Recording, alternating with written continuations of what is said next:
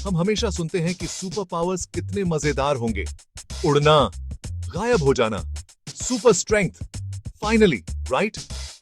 लेकिन क्या हो अगर सबको बेकार वाले सुपर पावर्स मिले? लाइक रियली बेकार। सोचो एक ऐसी दुनिया जहां आपका सुपर पावर बस एक कॉस्मिक प्रैंक हो। लेजर्स शूट करने के बजाय आप बस टोस्ट को थोड़ा क्रिस्पी कर सकते हैं। या हो सकता है कि आप स्क्विरल से बात कर सकें, लेकिन वो बस बर्ड फीडर्स के बारे में कंप्लेन करें। ये तो केओस होगा, एक मजेदार, थोड़ा अनोइंग केओस।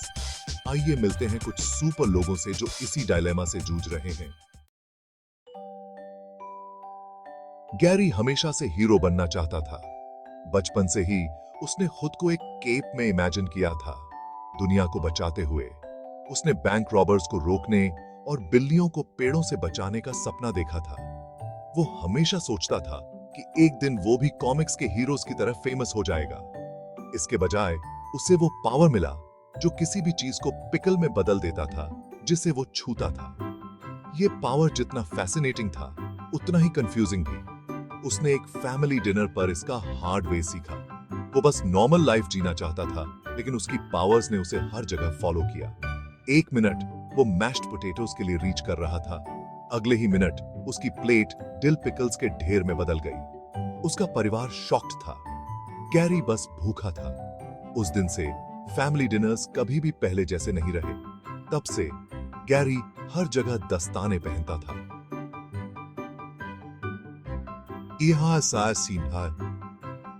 ग्लव्स उसके लिए एक सेफ्टी नेट बन गए थे, ताकि वो किसी भी चीज को एक्सीडेंटली पिकल में न बदल दे। डेटिंग तो बिल्कुल ही खराब हो गई। गिरे हुए ड्रिंक्स पिकल जूस में बदल जाते थे। Very unromantic. हर डेट एक डिजास्टर में बदल जाती थी। वो जॉब नहीं कर सका। हर बार जब वो किसी चीज को टच करता, वो पिकल बन जाती। उसके कॉलीग्स भी उससे डरने लगे थे। वो एक डॉग को भी पेट नहीं कर सकता था बिना उसे क्यूकम्बर के सॉर कजिन में ट्रांसफॉर्म किए। ये उसके लिए सबसे हार्ट ब्रेकिंग था, क्योंकि उसे एनिमल्स बहुत पसंद थे। सुपर पावर ज्यादा सुपर बमर लगता है। गैरी ने सोचा कि शायद ये पावर एक कर्स है, लेकिन उसने हार नहीं मानी। वो एक सॉल्यूशन ढूंढने के लिए डिटरमिन्ड था। ब्रेंडा का सुपर पावर सुनने में डिसेप्टिवली कूल लगता है। Weather control. समस्या यह है कि वो सिर्फ बारिश करा सकती है, कोई जेंटल स्प्रिंग शावर्स भी नहीं। हम बात कर रहे हैं टोरेंशियल डाउनपोर्स की, कहीं भी, कभी भी। First date, downpour. Important interview, आपने सही गेस किया, डाउनपोर। ब्रेंडा एक चलती फिरती, बात करने वाली रेन क्लाउड जैसी महसूस करती थी। उसने अम्ब्रेला लेकर घूमने की कोशिश की, लेकिन हमेशा उसके आसपास के लोग ही भीगते थे। सबसे बुरी बात, ब्रेंडा डेजर्ट में रहती थी। Talk about irony. काल का power, spontaneous combustion.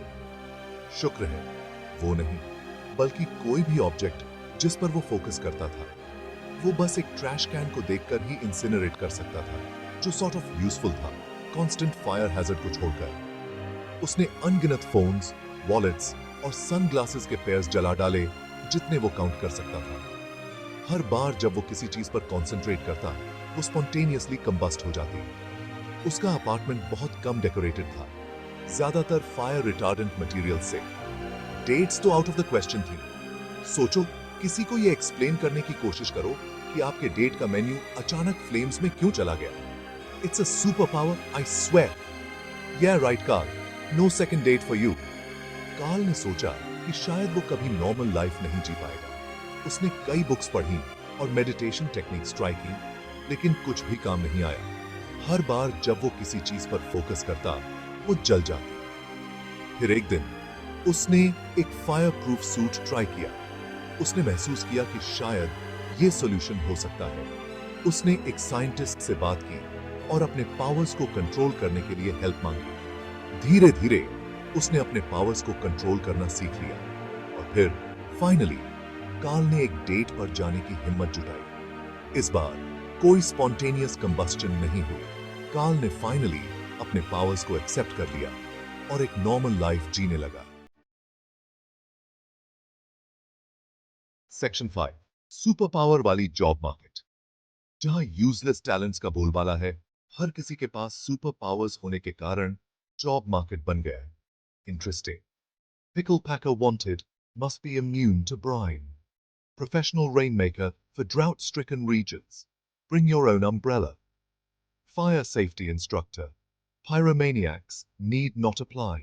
Seriously, we've seen enough. Competition बहुत fierce थी। यहाँ तक कि most ridiculous jobs के लिए भी।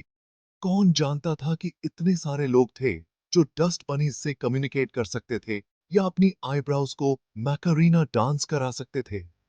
It was a weird time to be alive.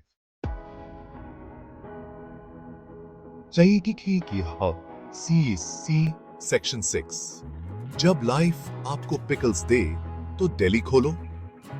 अपनी पिकल प्रॉब्लम के साथ गैरी ने इसका बेस्ट बनाने का फैसला किया।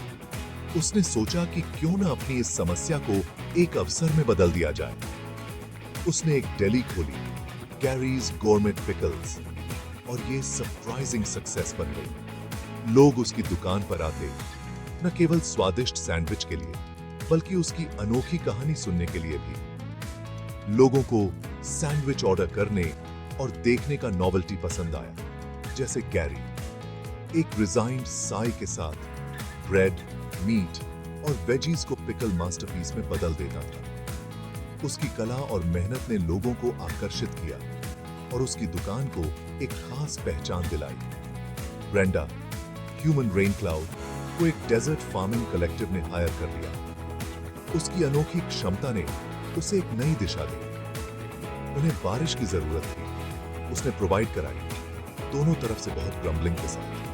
ब्रेंडा की मदद से सूखे खेतों में हरियाली लौट आई और किसानों की मेहनत रंग लाई।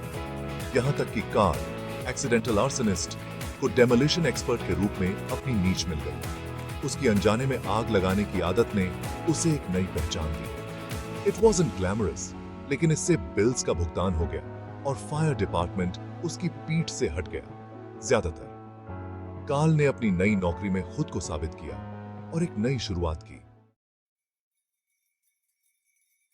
सेक्शन 7 यूनिवर्सल सुपर पावर्स के अनइंटेंडेड कॉन्सिक्वेंसेस। तो हर किसी के पास सुपर पावर्स होना ऑल सनशाइन एंड रेनबोज नहीं था।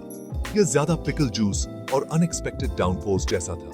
दुनिया एक बिजार, स्लाइटली डिसफंक्शनल जगह बन गई थी। But hey, at least it wasn't boring. Section 8 super powers. नहीं यार, वी आर गुड। हो सकता है कि कॉमिक बुक वाली फैंटेसीज इतनी एक्यूरेट नहीं थी। कभी कभी मोस्ट एक्स्ट्रॉर्डिनरी थिंग्स हमें ऑर्डिनरी चीजों में मिलती हैं। और कभी कभी सुपर पावर्स को प्रोफेशनल्स पर छोड़ देना ही बेहतर होता है, या कम से कम उन लोगों पर जो गलती से आपके फर्नीचर में आग नहीं लगा देंगे। फिर से एक ऐसी दुनिया जहां हर कोई स्क्विरल से बात कर सके इतनी बुरी नहीं होगी, जब तक कि वो बर्ड फीडर्स के बारे में कंप्लेन न करें।